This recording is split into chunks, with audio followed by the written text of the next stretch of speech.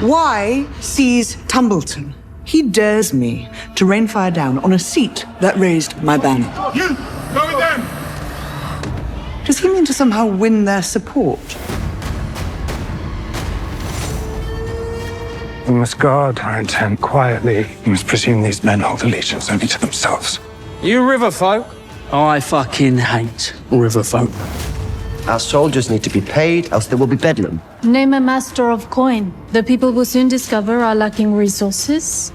They can blame him. We seek Prince Aemond. If you know where he is, I'd advise you to be forthcoming. Oh my. My purpose is to restore the rightful line to the Iron Throne. It is the will of the gods